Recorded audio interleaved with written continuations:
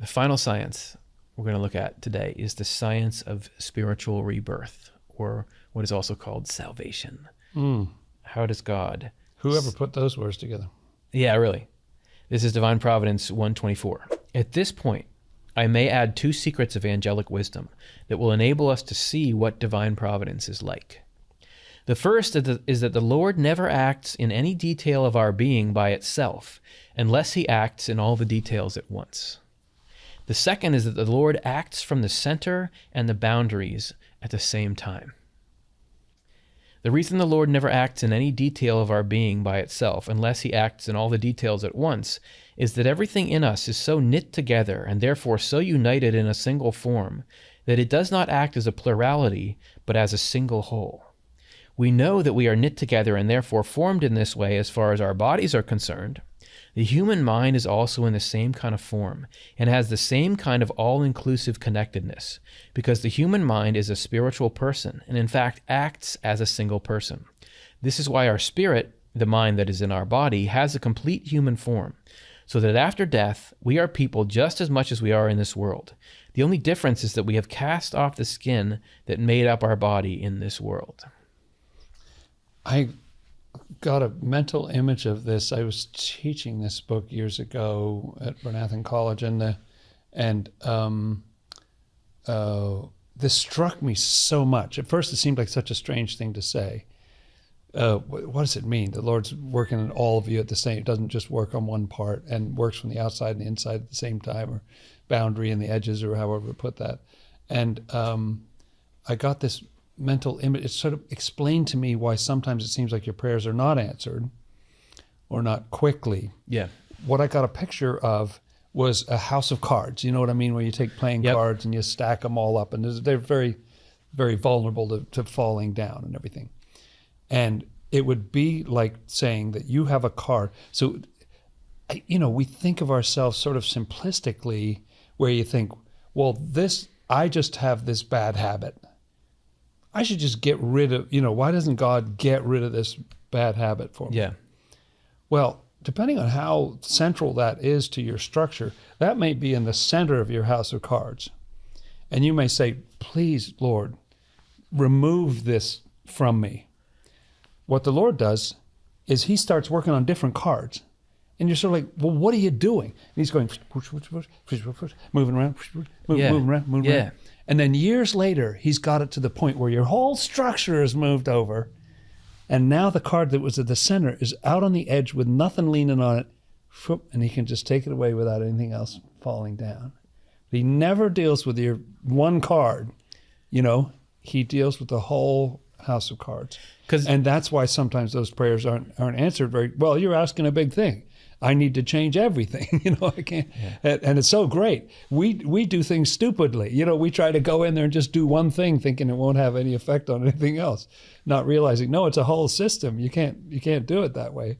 Yeah, because if you just yoinked it, the cards would all fall down. The whole thing falls down. So it turned out it was pretty central to who you were at that time. Give another analogy. Let's say that like tomorrow, somebody said, tomorrow's the Broad Street Run in Philadelphia. It's 10 miles. Like, let's go run it, Curtis. I would, okay, I'm going to get injured and I'm not going to finish it. If we're trying to get to where I can run that run, it would have to be, look, you've got to have so many things have got to be changed in order to get you from where you are now to be able to run that run. So it's not impossible. Yep. But it's not going to happen tomorrow. So there's got to be certain strength in your tendons and ligaments and those things have to get hardened. So there's some training you need to do for that. Your vascular system. Your vascular system, you have to get your cardio better. You should change some of your diet, or maybe it's a marathon, whatever it is, that to be able to do that. There's a bunch of changes, and I think what Swedenborg is trying to say is that just like physically with the body, to be able to do something like that, there has to be changes in all kinds of systems at once.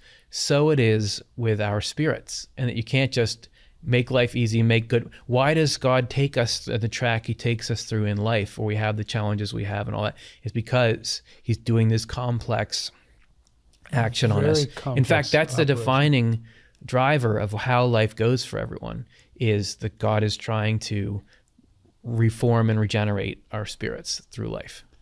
And there's as you say, there's a science to it. This is a lot of what Swedenborg talks about. There's a process. And everybody goes through it somewhat uniquely. Everybody has a different set of things that they're working on and so on. But there's an absolute process, and that's actually a lot of what the Bible's about inwardly, is that process. Here's the first phase, here's the second phase, and the third and the fourth, and it's a science. Just like the best runners in the world will still get scientists to study their tape and take blood work and think you could get slightly better Right. if you actually lived at high altitude but practiced down at sea level. Yeah. Because then your blood oxygen uptake, et cetera, et cetera. This is how the Lord works in the whole angelic heaven, because the whole angelic heaven is like a single person in his sight. This is also how the Lord acts on every individual angel, because every angel is a miniature heaven. This is also how he acts on each of us, most directly on our minds, and through them on everything in our bodies. This is because our mind is our spirit, an angel to the extent that it is united to the Lord, and our body is obedience. So it seems to me like a theme of this whole show is that you could be forgiven for thinking that, well, if you're talking about angels and the afterlife and all that and things that go on in your psychology or something, like, this is kind of, especially the angel part, the afterlife, it's all outside of the realm of science. I mean, it's woo woo, right? Yeah. It doesn't work by the same. There's not laws. There's not rules. There's some processes like the development of the fetus sort of like, in well, the womb. What the fairy kingdoms? Who runs the fairy kingdom, and who, how does their currency work and everything? Yeah. It's not the same kind of thing. And here's Swedenborg saying, I'm a scientist, I'm telling you, this is the same, we're in the same reality. We're in the outside of it here in the physical world. We will be going to the inside of it, the spiritual world. And there are some things about the spiritual world that are different, as we talked about. But for the most, it's the same God through the whole thing. It's all an ordered system. And it's helpful to know. I can picture a future time when there'd be whole university departments, science of correspondences wing and the science of salvation wing or something. I mean, it's cool to think about, because Swedenborg said that those were sciences in the past, and bringing those sciences back, that would be a cool outcome of Swedenborg's bother that he went to. Yeah. This is going on to Divine Providence 125, where he gives sort of the reason why he's telling us this. These angelic secrets have been presented first to make possible an understanding of the way the Lord's divine providence works to unite us to him and him to us. This does not happen in any detail by itself, unless it is happening in everything at the same time, and it happens from our center and from our boundaries at the same time. Our center is our life's love, and our boundaries are the contents of our outward thinking. In between are the concepts of our deeper thinking, and I've already explained what these are like in evil people. Again, then, we can see that the Lord cannot work from our center and our boundaries at the same time unless he works with us. We are actually with the Lord in our most external activities. This means that in those matters where we make choices because they are within the limits of our freedom, when we do something outwardly, the Lord is working from our center and in successive stages all the way to our boundaries. So why is it, if God has all the intelligence in the world, can see and do everything, why is it in every religious tradition and do this, don't do that? Yeah.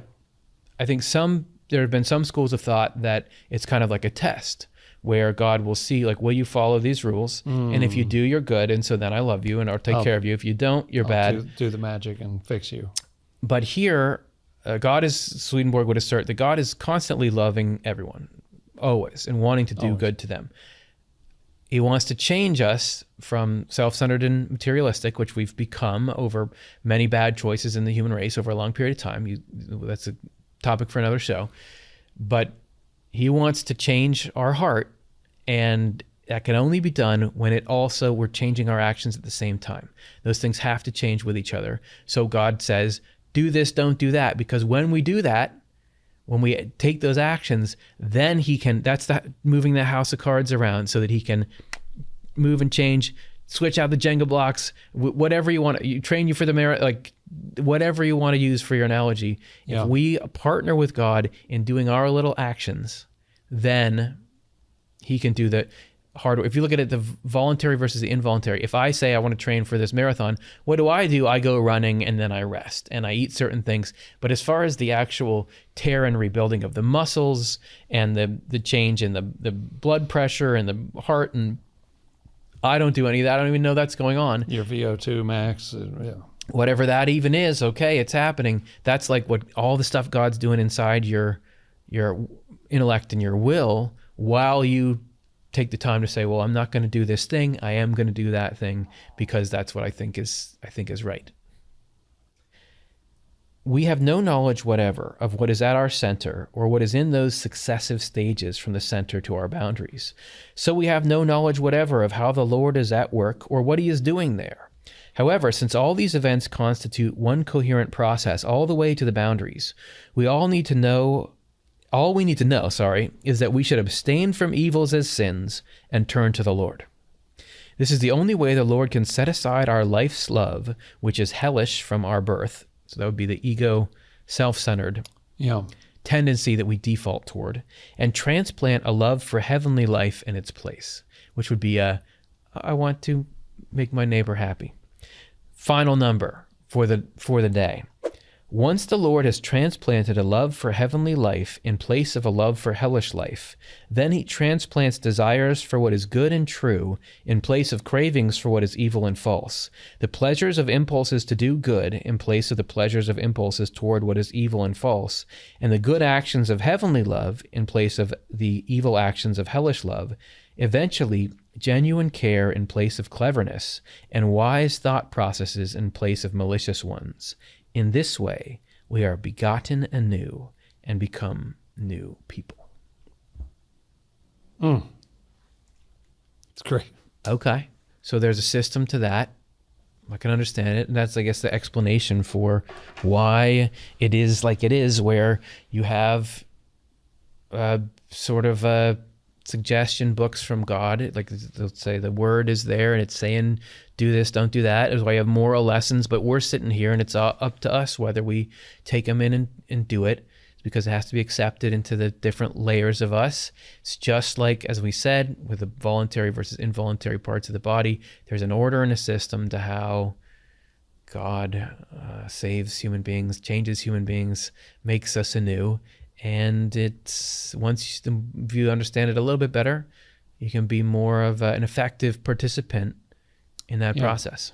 Yeah, that's right. I love that idea that there are these reaches within ourselves that are just as mysterious as deep space. We have no idea what's in there. We don't know what the Lord is doing in there. But if we do our little thing with the few Jenga blocks that we can see on the outside, the Lord does all the rest of it, and keeps this process of purification going. So everything about that we've talked about with the creation of the physical world, of the creation of the spiritual world, and the way the whole thing works, is all set up for our betterment, for our happiness and usefulness. That's the purpose behind the whole thing. And if we understand that, I think we look at the universe a little differently. Hope you brought away a framework by which to look at the physical world and the spiritual world a little differently. Thanks everyone for hanging with us as we discuss this. Hey, the books. We've been quoting